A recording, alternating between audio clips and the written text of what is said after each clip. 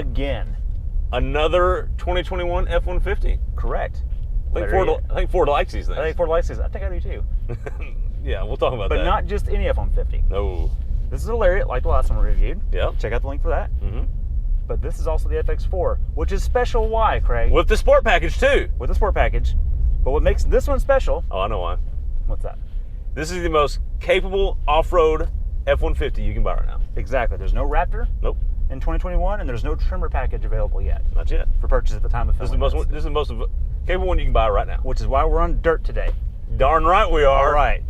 Let's get into it. All right. Welcome to another video where you find out all the things I'm right about and he's wrong about. No, that's not true. Hey, nice shirt. Hey, man, you too. Where'd you get that? BrakeCheckShow.com. Darn right. If you want one for yourself, go check it out. Okay, Craig, it's time for exterior. Yeah. What do you think? I think it's very blue. It's very blue. I like it. I think it looks good. I think it does too. There's two blues in 2021. There's antimatter blue, which is code for black and less directly in the sun, and then there's velocity blue, which is this. This is otherwise known as bright blue, or right.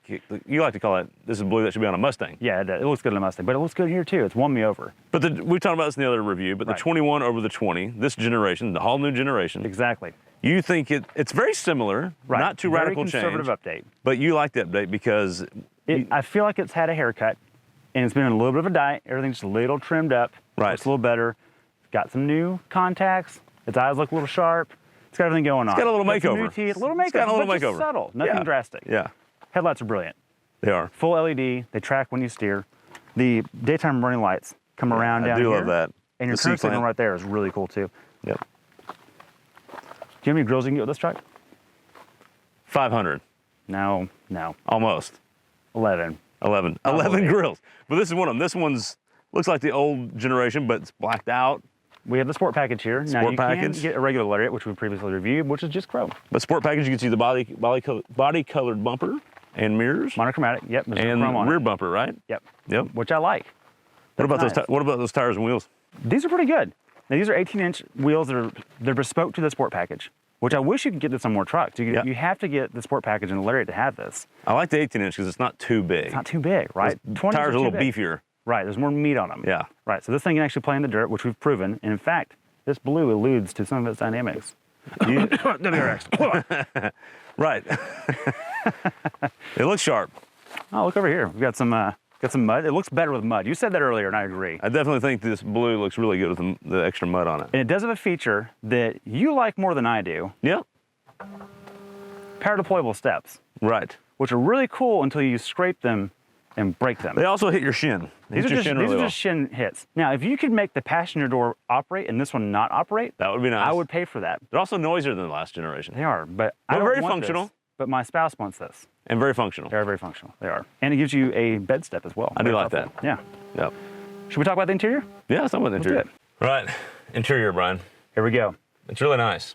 It is really nice. Mm-hmm. What's new for 2021 is the digital cluster, which I wish we could do more with. I wish you can configure colors and things like that, or switch gauges around. But when you change drive modes, it does change its look and appeal, and it switches quickly. Right. Much like the cluster, the resolution and refresh rate on the 12-inch optional touchscreen is quite good as well. Right, and the standard's an 8-inch, which is pretty good. No slouch. That used to be the good one. Right. So, and yeah, it's very responsive. Yep. No delay. Very nice. Overall, I like the premium feel and look in here. There's this brown on the dash here, which to me makes up for that bright blue on the exterior, tones it down a little bit. It feels very rich in here. I feel like you get a little bit of both worlds with this truck. Yeah. It is a unique configuration because we both talked about that, and I think it's grown on us over the past week. I feel like the drawback on this thing is that it's a Lariat and it's a sport, but the non-discerning eye might think this is an STX and not know the difference. Which, does anybody really care about that? No, I think we're the only people that care I don't about think that. anyone cares about that. I don't think anyone gives a crap about that. But here's what Ford's done.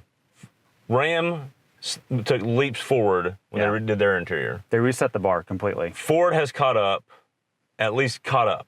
I wouldn't say they've passed them. I think we agree on that. I completely agree. They've matched them. They have not beat them. Right. It's still a matter of which team do you like the most. Go get that one. Exactly. I can't tell you on interior alone to get the Ram over the Ford or vice versa. Right, but they're both right there neck to neck, neck and neck. Now, there's a shifter here. that was in the other Lariat as well, and it's in this Lariat too. And it's a little bit of a problem. What's your thoughts there? My biggest complaint about the interior on this truck is the shifter. It just takes up space. It takes up space, and I don't know if you can hear it on mic or not. It's really noisy. It's not even working. It's really noisy, and I feel like it's going to break. It may never break, actually, but it sounds like Fisher, like Fisher Price on a good day. On a good day. Yeah. And then the drawback is, now you do get this extendable workstation, right? Yeah. But if you had a column-mounted shifter on an XLT, this workstation would move towards you. And it rotates, so you put your laptop there. I just feel like you're getting less when you pay more in this scenario. Right. And I would rather just have 2 more cup holders like the heavy-duty trucks have in this configuration. Exactly. That being said, I'd probably get over pretty quick if that's my biggest drawback. True. I mean, I could probably live with that if I had to. Yeah, so, exactly. All right, Dynamics. You know what time it is. Dynamics. Wait a minute. Oh, what? We're in an FX4. Oh, yes. Which is why we're in the dirt. That's right. Let's see how she does. Hit it. Brake boost. Whoa!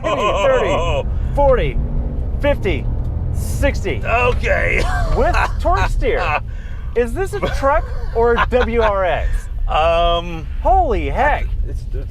Ford. This is Ford. Okay, yeah. Just making sure. With a 4 auto function. You know, it finds traction no matter what.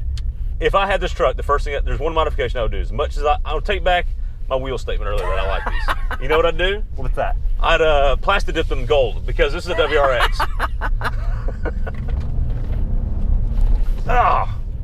Freaking awesome. Freaking awesome. Okay, so 0 to 60 times, motor training, car and driver. This thing's getting 5.2, 5.3, 5.4. They've all been in that neighborhood. Low to mid fives. Low to mid fives. This is the 3.5 liter EcoBoost? Yes, this is not the Power Boost. Just the EcoBoost. Just the EcoBoost, which is not the EcoBoost, the 2.7, the 3.5 EcoBeast. EcoBeast, thank you for fixing that. What's the power? 400 horsepower, 500 pounds of torque, and damn near 20 miles a gallon. Do you know any other car that makes that power? I'm sorry. Yeah, car that makes that power and really gets that mileage. This is a freaking truck. It's impressive. That's a good balance. It is impressive. So, what's interesting, they still make the 5.0. Thank God. We haven't driven that one yet. It makes 400 horsepower now, which is the same as this. Same as this. But only makes 420 pound-feet of torque. Correct. This makes 80 more pound-feet of torque. That's noticeable. That's a lot. But I will argue, if you're not towing, you're probably not going to care as much. True. But the hat trick of this is that it pulls, and then it pulls some more. And then it keeps pulling. And then it keeps pulling. It doesn't stop. And then it pulls some more. Yes. And it keeps going. And when you floor it, there's no debate about what you're doing. It just goes, oh, you want to go now? And then the next thing you know, you're in some, let's just say some legal trouble with the highway department. Well, they got to catch you first, Craig. Good point. Yep. There's that. Okay, dynamics of intended purpose. I'm not going to focus on road banners because we're on dirt today.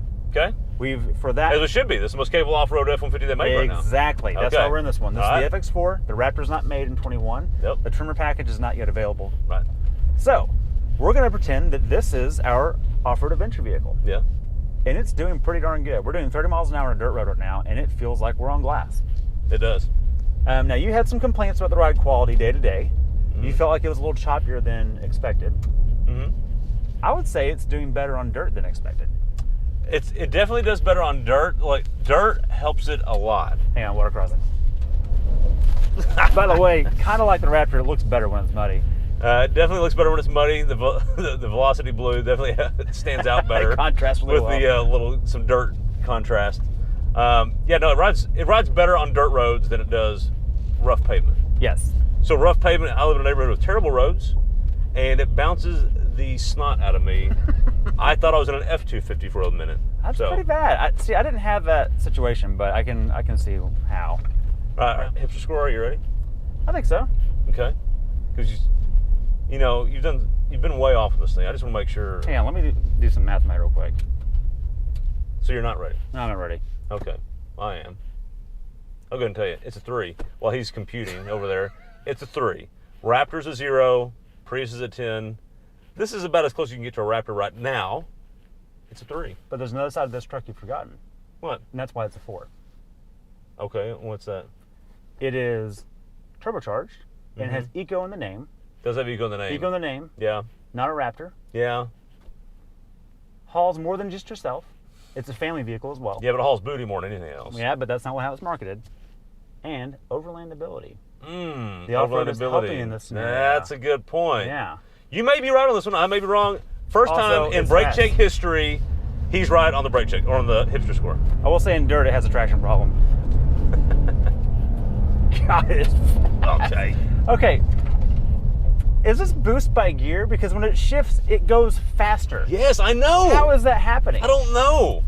A lot of performance cars will limit their boost on lower gears for grip, and I think that's happening here. Because it gets faster as it goes to another gear. It doesn't fall off. It's crazy. All right, Craig, we reviewed the 21 F150 before. We reviewed the Lariat before. Mm-hmm. This is the FX4 Lariat with a Sport Appearance package. Mm-hmm. Who is this truck for? Well, Brian, it's quite simple. It was just like the last time we did an F-150. It's for everybody. It is. That also want off-road. And don't want chrome bumpers. This might be for a younger crowd. Oh, good point. Yeah, yeah. It's a little less old man spec. It is, because the Lariat is traditionally the I want leather, probably tan. This is more. Yeah. I want to be comfortable and go to church.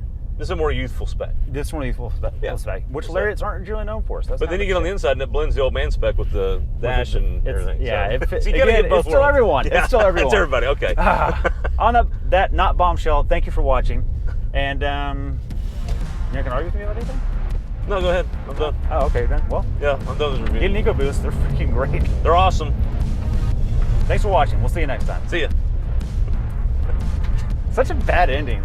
That's why they gotta be different and awkward every time. That's the whole bit. That is the bit. To me, the bit is they're not ever the same, and they're always weird. This is going in the episode. Oh God. This reminds me of that one time I flipped into a Zipper. That's all I'm gonna say.